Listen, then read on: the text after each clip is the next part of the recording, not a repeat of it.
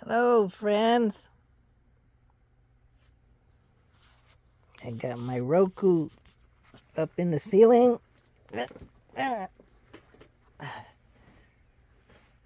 got some interesting books. Let's see if I can find that video. Let's see. Let's go. Let's see what I got here. I want to go to YouTube. Today he will be speaking on the topic knowing and becoming. No, knowing and being. Knowing and being. Knowing and being. Knowing and being. After this, but quite a bit of it increasingly these days is academically rigorous. There is a whole subject now called positive psychology, which deals with human strengths, not with human weaknesses, but human strengths, happiness, resilience, sociability, all sorts of things which constitute human strengths.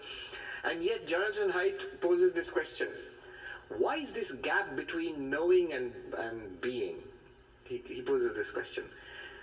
The self-help sections, if you see Barnes and Nobles, it must be one of the most popular sections, because those sections are huge, rows and rows of books, which means millions and millions of copies sell. And yet, after reading a lot of that, after getting your own self-help, self-improvement library, almost inevitably one feels a little let down. That, I know such a lot, but the improvement to my life is at most a little incremental, a little bit, not much. Why? What is this gap between knowing, you buy all the books, listen to all the talks, and then being? There's still a gap. And the more you know, the more the gap increases between knowing and being. I know so many techniques, so many ancient, the wisdom of the entire world. 5,000 years of spiritual wisdom developed mostly in India, but also in other parts of the East, has now been poured into America, and through America across the world now. It's a global phenomenon, spirituality. How much difference is it making? It's making a difference to people's lives, no doubt about it. But how much? Why are we not at all satisfied with the progress that we are making? We are not at all satisfied. We don't know if it's making a difference or not. Maybe it is, maybe it's not. But as far as we can see our own lives, we don't feel satisfied. We think we ought to be much better, much further along the road than we actually find ourselves to be. So this is the problem. So, knowing and being. Should I look it up? Martin Heidegger. Well, he may have written a book with the word being in it. What does Martin Heidegger mean by being? The concept of being was central to Martin Heidegger's philosophy. The term being is of singular importance for Heidegger's philosophy, but what does it really mean? How is the concept of being, with a capital B, any different from that of being with a lower case? We offer a brief introduction to Heidegger's concept of being, a sketch of Heidegger's life and career before trying to explain the central question of his most important work, being and time, namely, what is the meaning of being? So Martin Heidegger was one of the most influential philosophers of the 20th century. After studying theology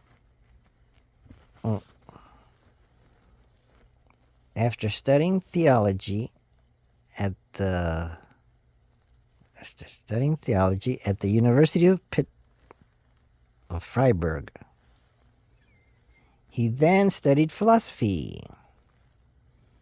He was greatly influenced by Edmund Husserl, phenomenological approach to philosophy, which attempted to understand our efforts to comprehend things by way of a reduction to the most basic elements of subjectivity, and also emphasized the role of intention in how we come to understand things.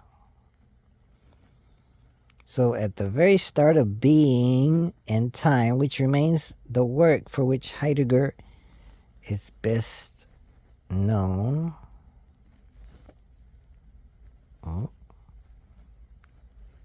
Okay. Can you read it? At the very start of being and time, which remains the work for which Heidegger is best known, and on which most interpretations of his philosophy as a whole are disproportionately based, he posed the question, what is the meaning of being? With a capital B.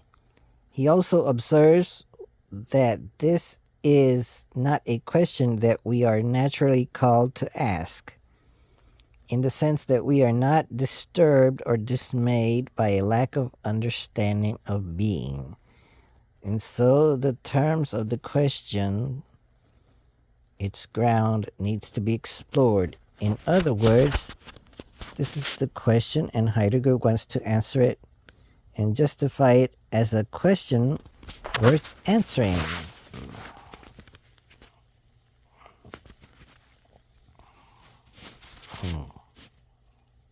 There we go. Can you read it? Read it better. So, Heidegger's definition of being hinges on a contrast with being, lowercase b. Secondly, we should be careful not to take the capitalization of the B in being as the creation of a proper name, as with the capitalization of the G in God. Being is not some particular thing, those are beings. So, having cleared that up, some context is useful. Heidegger can be seen as working within the phenomenological tradition of Edmund Husserl, who was a great influence on Heidegger and to whom being and time was... Oh, I was trying to scroll my phone to make it go up, but the phone that I'm using to record the video, but that didn't work too well. So, what is phenomenology? Phenomenology can be defined in various ways, but part of the project was to do with attempting to do something which philosophers since Immanuel Kant had felt themselves unable to do. That was to speak of things in themselves rather than things mediated or structured by our facilities. Than things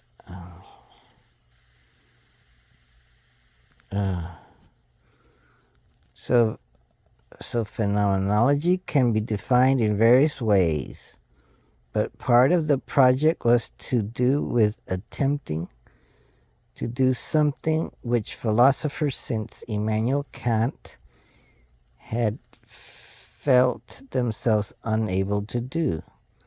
That was to speak of things in themselves rather than things mediated or structured by our faculties. Heidegger encapsulates this idea quite well with his famous slogan, "Back to the things themselves."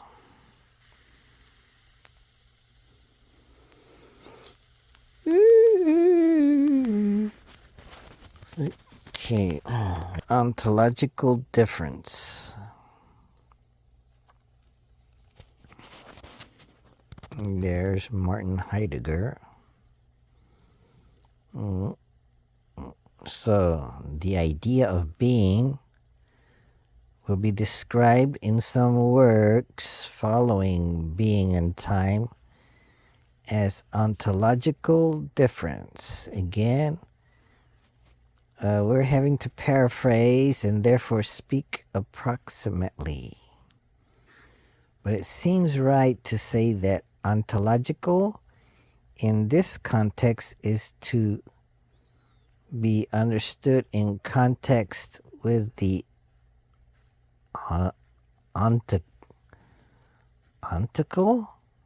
Is that right? Ontical. Ontical. What is the ontical? The ontical difference refers to the difference between different kinds of entities, whereas ontological difference, which serves to examine the status of things as things which exist, rather than in contradistinction to other things.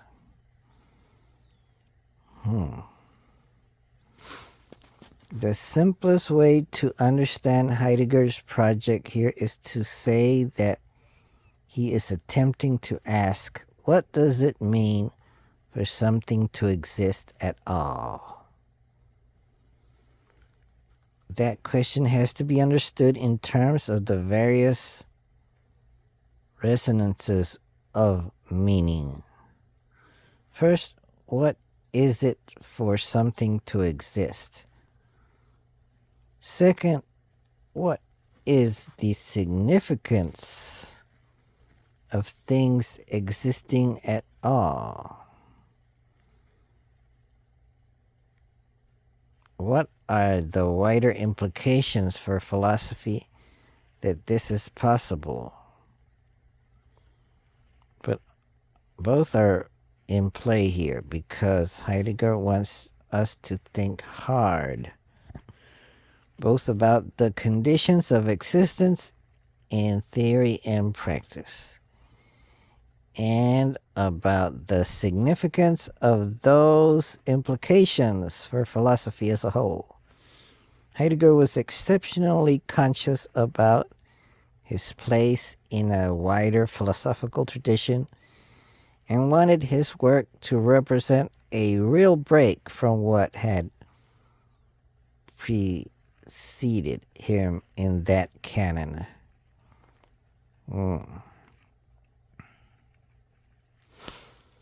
So, the title of this book is Structural Depths of Indian Thought. Structural Depths of Indian Thought by P.T. Raju. Let's see. Structural Depths of Indian Thought by P.T. Raju. Sunni. That means that's the name of the publisher, but isn't that a university also?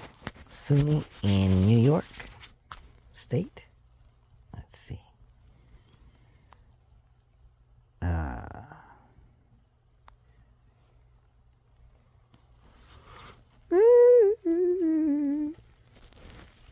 Let's see what this book is about. Let's see. How many pages does it have? Oh man, this is a thick book, isn't it? It must be difficult. 580 some pages with bibliography. It's got a section on Buddhism, which has got the bibliography for it. was people like D.T. Suzuki and Rhys Davids. That would be C.A.F. Rhys Davids. The Manual of Buddhism.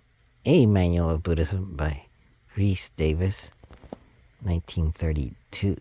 Wow. Edward Conze, Buddhism, Its Essence and Development.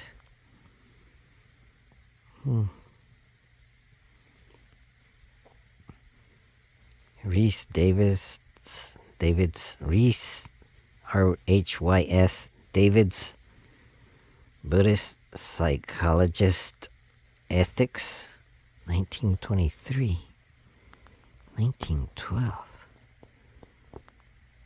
There's some old books that were referenced there, I'd say.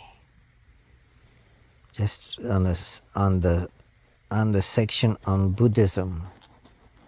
So, let's see. I sometimes like to read the foreword or the introduction. See, get an idea of what they're or the preface. Let's see, the preface. Special features of this book. The present work is of a new type. Present work is of a new type. It is said that history is the science of the Germans and economics is that of the British. Whatever truth lies or does not lie in this generalization, the German historians of philosophy, particularly J.E. Erdmann and W. Windelband, impressed me so much that I began thinking that to teach Indian philosophy as philosophy, not merely as an accidental, intellectual, incidental addition to some religious practices and dogmas, one had to write it as the Germans had done, i.e., as a critical and constructive exposition of what? Of thought, struggling to be systematic and comprehensive. Indeed, no writer on Indian philosophy ought justifiably to ignore its major aim to be a philosophy of life and of the spirit. But it should not be meant that he should treat the intellectual content as trivial and indifferent. So, what is he saying here? I think he's saying that we should remember that this philosophy, it tries to be a philosophy of life, sort of like Stoicism is such a philosophy of life, or of trying to live the good life, you could say. Well, he's saying other things too. Talks about that. I guess he's impressed in the way Germans do well in writing about philosophy. In particular, these authors, J.E. Erdmann and W. Windelband. And so, who is this writer of the preface? So the preface, I suppose, is always, or should always be written by the author himself. I would think. Wouldn't you? So, can you read the introduction? Let's see. It looks like it fits more or less. So, the meaning of Indian philosophy. So, the term Indian philosophy means all philosophy developed at one time or another in the country called India. Or, well, let me interject here and say in the Indian subcontinent. By people who claimed Indian heritage. It includes the thought of men, men, who belong to areas lying outside what has been called India since 1947. That would be Pakistan and even Afghanistan. But even much earlier, between the 20th and 15th centuries BC, the Aryans who entered India from outside, maybe from the Arctic regions, brought with them the accumulated wisdom of their ancestors. The early Indian Aryans were perhaps the kith and kin and even ancestors of the Aryans who stayed back in Assyria, Iran, and Afghanistan and other places.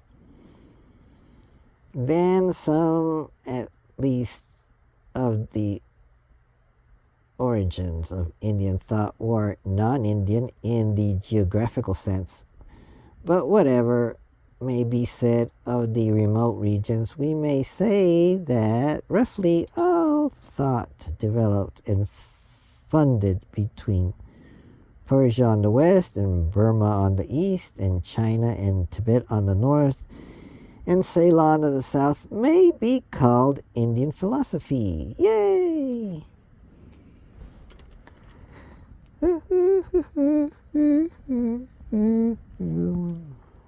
Okay, so I think he's trying to say that we may want to consider the Buddhism that went from India into Tibet and China and so forth, and Ceylon and Burma and other, and even Hinduisms that went to, like, I don't know, Cambodia, Bali, Thailand. There's a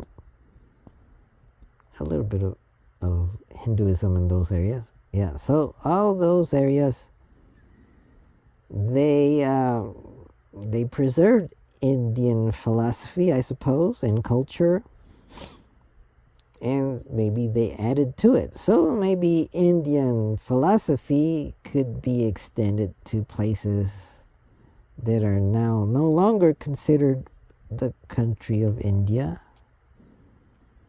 Like Pakistan is no longer the country of India, and Afghanistan is no longer. Maybe at one time Afghanistan was part of India. Well, there's certainly a flourishing of Buddhism in Afghanistan. So Indian philosophy should not be equated to the philosophy of Hindu religion. That's another point to consider, because there is also a Buddhist religion and Jain religion. Okay, the atheistic and materialistic school of the Charvakas is part of Indian philosophy, but can hardly be called a religion, as it does not believe in the reality of the soul, God, or any existence beyond. Or could it be called a religion? whatever it could be called. I don't know if it's still in existence, that school of thought, the Sarvakas or Karvakas, however you pronounce it. It's C with an overlined A, not underlined, overlined, or a long A. C A. I'll skip saying the overline. So it's CARV as in Victor AKAS. And if I'm gonna take a guess that C is pronounced like cha, so it's Charvakas, or it might be pronounced Sarvakas, and not Karvakas. So I'm taking an educated guess. The atheistic, I may be wrong, the atheistic and materialistic school of the Charvakas is part of Indian philosophy, but can hardly be called a religion, as it does not believe in the reality of the soul, God, or any existence beyond. Unless, let me interject and say that unless maybe you could call atheism a kind of religion.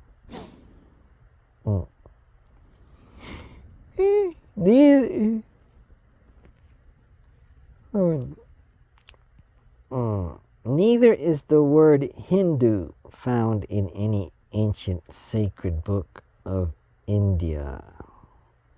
Oh, yeah, the word Hindu is a fairly new invention, probably invented by the Europeans.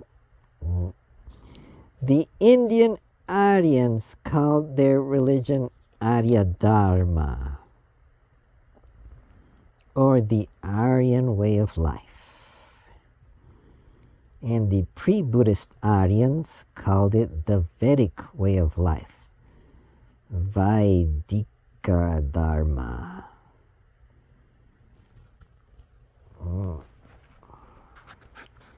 Also, as the Veda was their as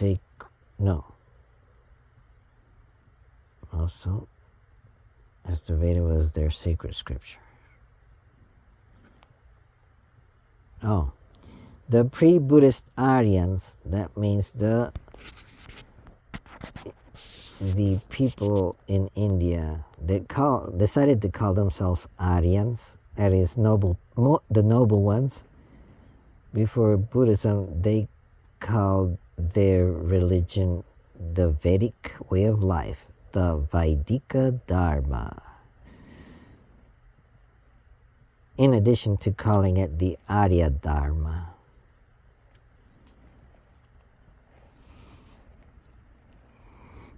Oh yeah. The Vaidika Dharma, that Vaidika refers to the Veda. Okay. Though Veda, what does Veda mean? Oh, Veda means science or knowledge. The word Hindu is a corrupted form of the word Sindhu, which is the name of the river now called the Indus. Oh, sorry. Can you read it? Oh boy. Maybe I have to make it smaller, so. But I don't know. It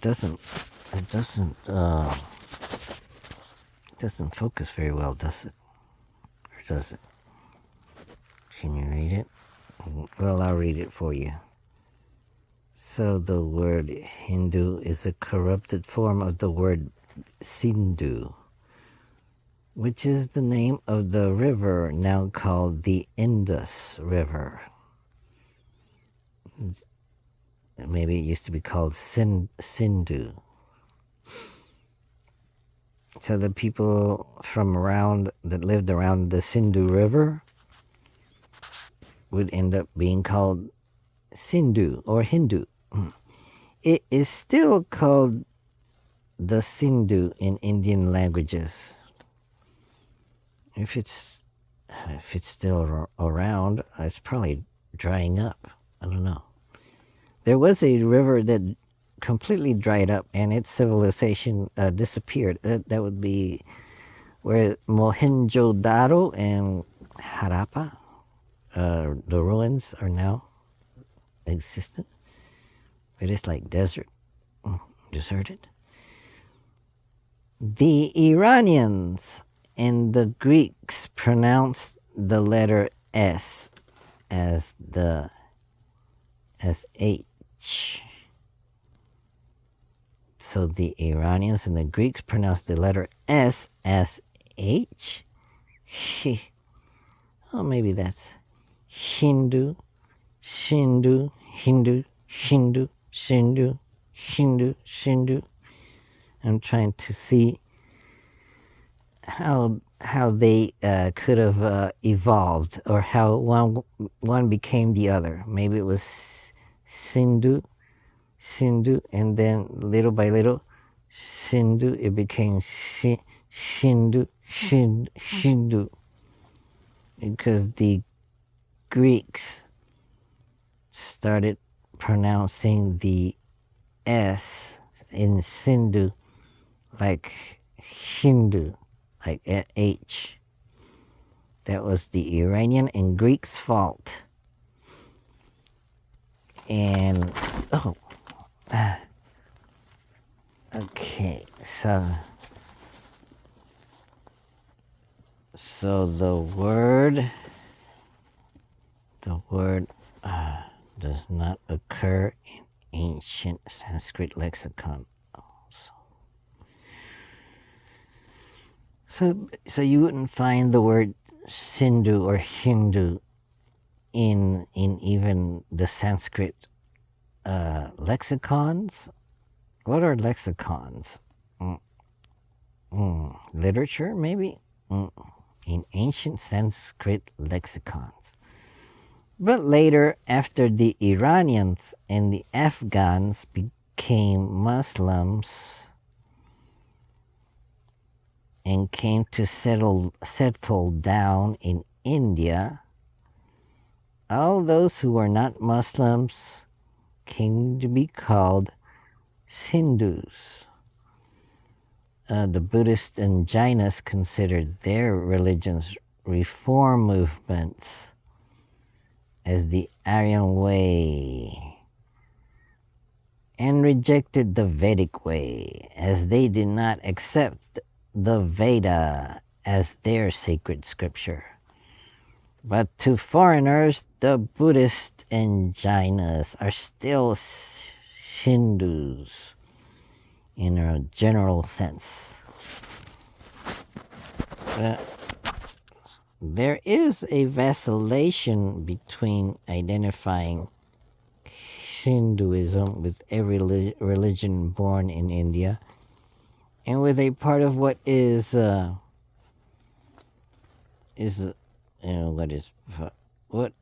with a part of what is born in India, but distinguished from Buddhism, Jainism, Sikhism, and a few minor religions. There is vacillation. So some people say, oh, Hinduism is just all the religions from India. But some people say, no, we want to keep Hindus to be distinguished from Buddhists, Jainists, Sikhists, and all the others that are not Hindus.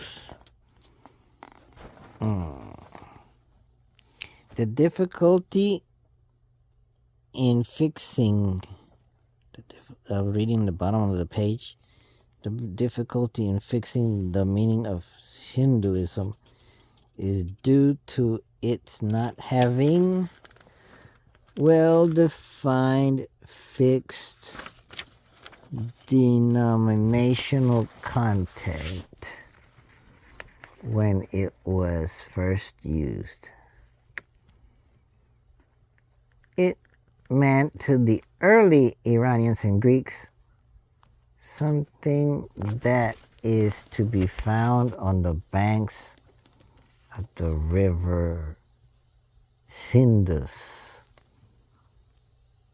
which I guess they dropped the S and the H sound and just made it sound like Indus and beyond. But we know not what. So for a critical appreciation of Indian thought, the above unsolved and insoluble difficulty has to be kept in mind. The word India itself is derived from the mispronounced word Sindhu. But for some reason or other, itself is derived from the but for some reason or other has come to stay. In any case, Indian philosophy includes all philosophies born and developed in India, whatever be their remote and proximate seeds. So, that's how it's going to be in this book. Take it or leave it.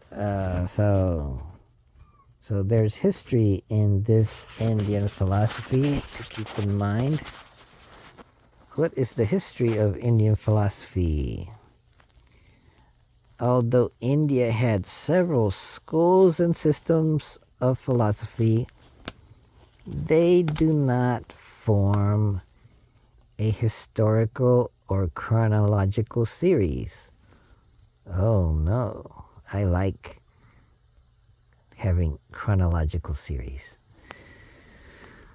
The history of Western philosophy generally presents one school or system appearing after another in time, although there are several appearing simultaneously also. We find also that later Western philosophies can be developments of the earlier ones. So respect for a school or tradition is far less in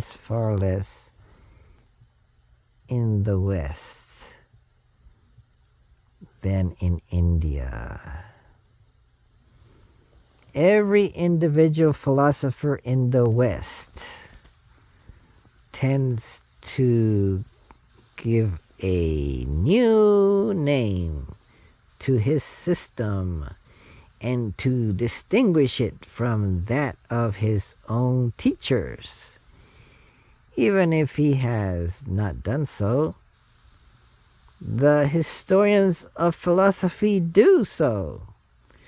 So the history of Western philosophy can therefore be made to appear like a chronology of doctrines in schools, although they can be presented, if one likes, as detailed articulations of traditions started by the Greek philosophers.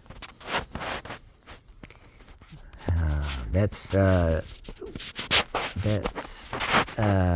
to distinguish it from Indian philosophies, which will be discussed next.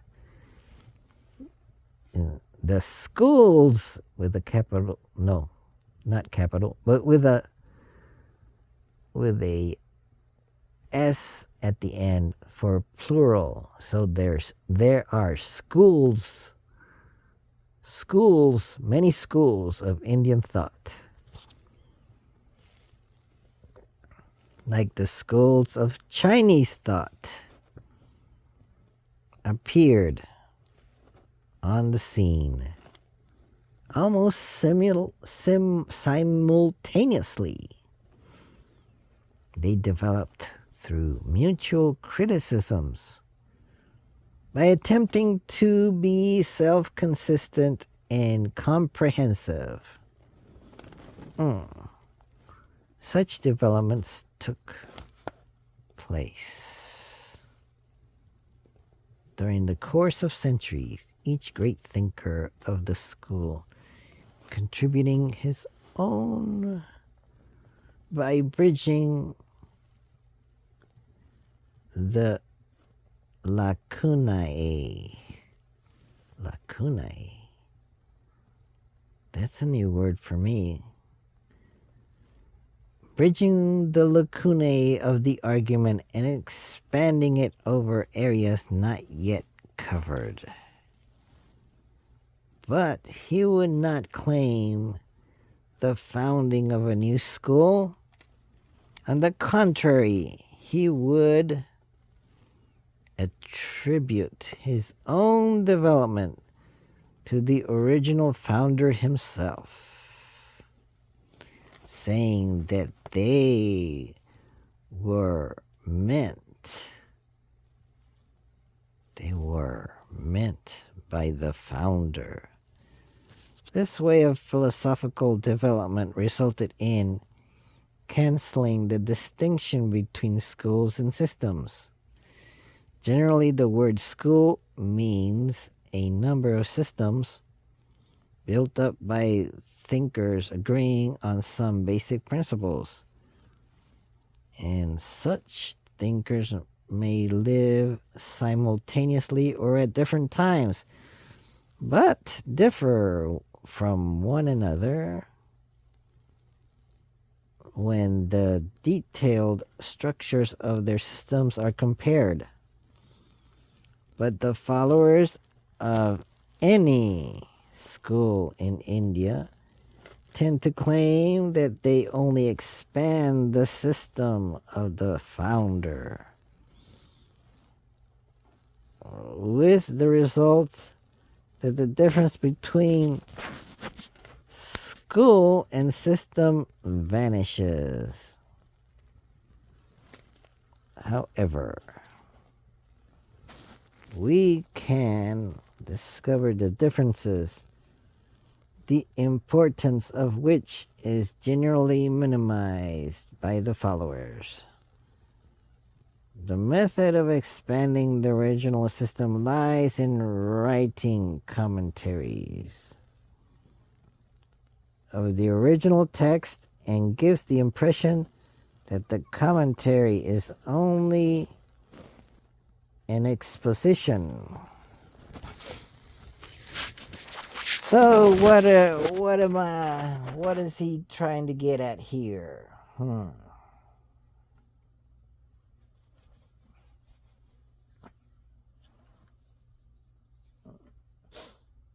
I think or what do I get out of it? Or how do I understand it? I think, as for example, when we were reading earlier about Heidegger,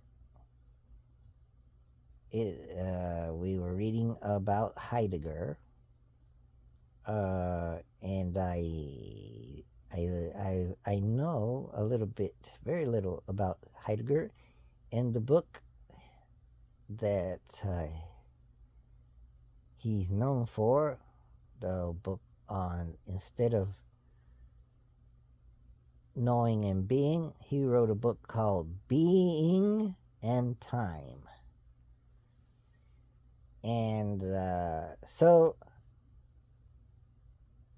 in the case of Heidegger, as I would say typical, I would say that you could use him as an example to compare the difference between European philosophies and Indian philosophies. You could say that Heidegger, he Yes, he does acknowledge his teacher, Husserl, in the beginning of the book, uh, Being and Time. So he acknowledges his teacher, but he wants, it seems like um, European philosophers, they want to kind of uh, make a name for themselves and kind of, it's as if they're trying to patent a system of thought. So they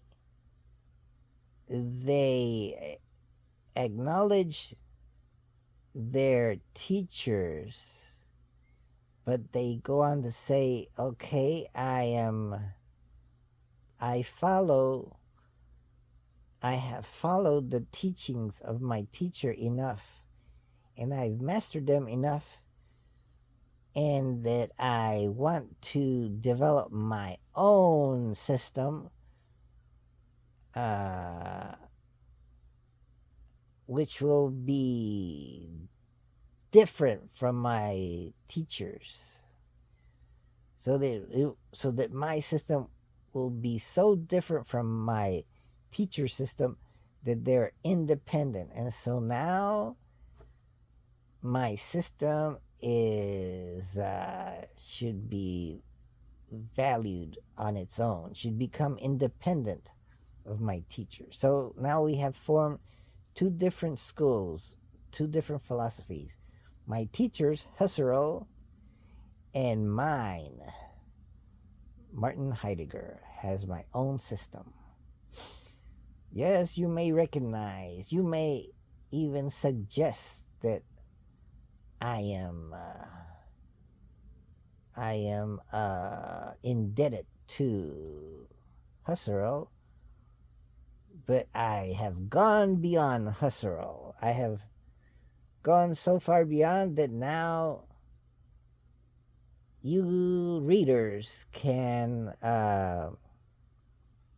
forget about Husserl and just, you'll find my system is complete and different. You don't need to use Husserl to understand my philosophy, because I've created a new system. So,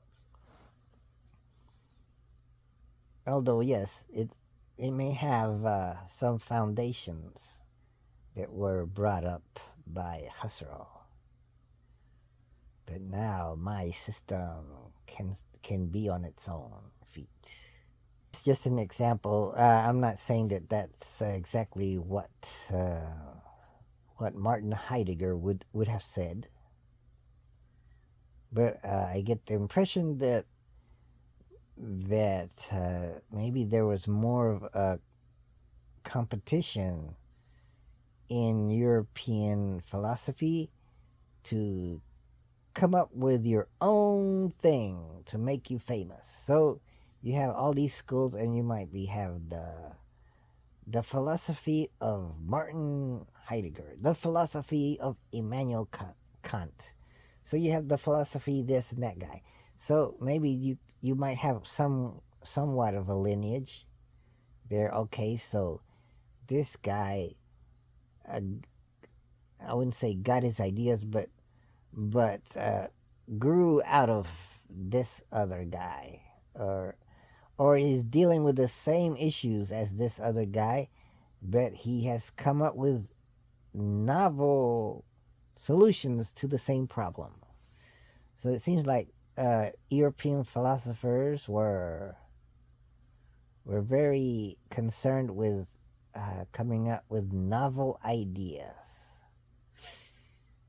And even though maybe they got their ideas from ancient people like the Greeks, and maybe delve into Indian philosophers, but not Indian philosophers as particular people, but Indian philosophical systems. So, so what this author of the book, Structural Depths of Indian Thought, what he's trying to say here is that in Indian philosophies, uh, they tried to remain somewhat humble, or they weren't trying to come up with something new as much as expand it. Oh, and if they did come up with something new, they would say, well, it's not really new. It it was based on the founder or on my teacher, and I'm just expounding on the ideas, maybe fleshing out the details more. The structure may have been formed with my teacher and the way I was taught, and my teacher was simply almost not repeating what his teacher taught him, but was bringing up the same ideas, the same system. He was just preserving the same system and maybe expounding on it. That means that the Indian philosophers were normally not concerned with coming up with novel ideas. They were more concerned with explaining the old ideas because they saw all the old ideas as eternal, as perennial, as you couldn't get anything better than that. And so what they would write was just expound, as in bring up more detail, like as if taking the template of a particular system that came from maybe from a lineage, and they're simply repeating it and maybe bringing up more details. So maybe that prevented some innovation. Although maybe perhaps if they did have any innovation, they didn't brag about it. They said, "Oh, that's not really innovation. That's what my teacher would have said." So I'll give my teacher credit to any innovation that I bring up. So that's what I gather from what I've read from this book, that as a way to distinguish European philosophy from Indian philosophies, that Indian philosophies, well, they might have schools or traditions, and maybe those schools and traditions did evolve, but they were careful not to imply or attempt to get credit for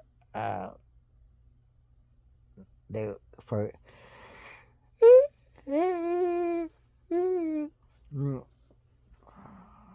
gain credit for innovating. They instead give all the credit to their teachers and simply say whatever innovation that I may produce, it's all because of my teachers, my lineage. It was maybe not an innovation on my part, but it was maybe something that was in the seeds of what my teacher gave me, and it just kind of evolved. It kind of grew. So in other words,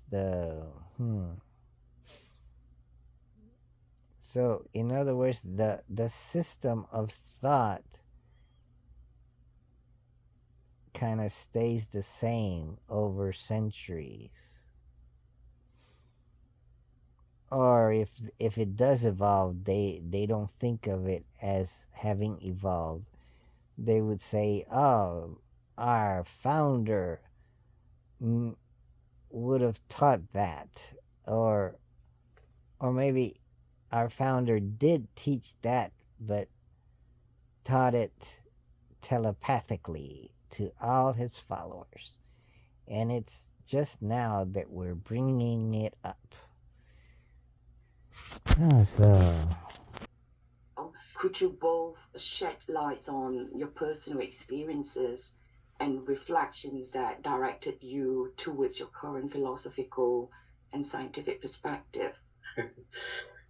So I'm Swami Saravapriyananda, and I'm a monk, a Hindu monk, and I belong to this particular Hindu order called the Ramakrishna Order of Monks.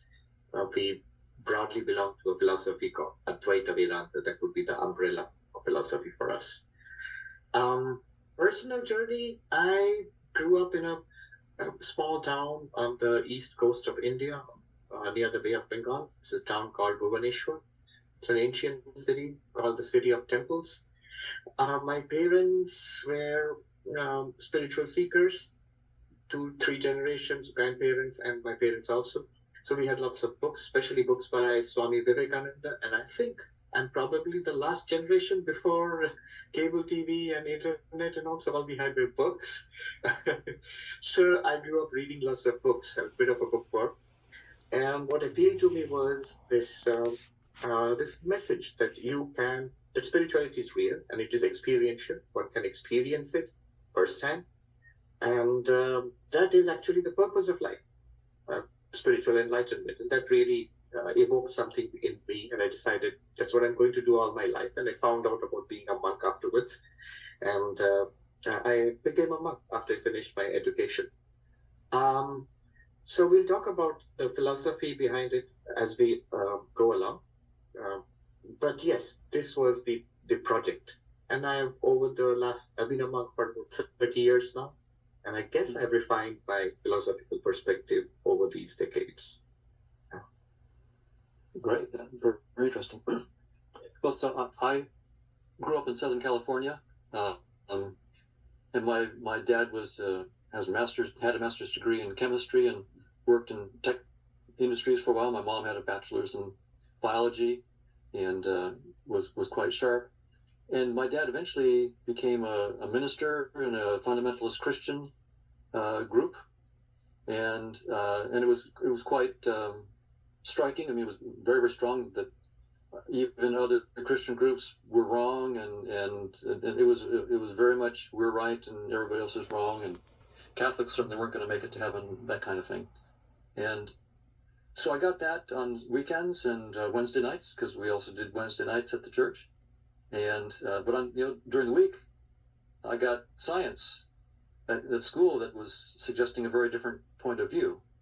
And so I, as a teenager, decided I wanted to answer the question, are we just machines? That was how I put the question to myself.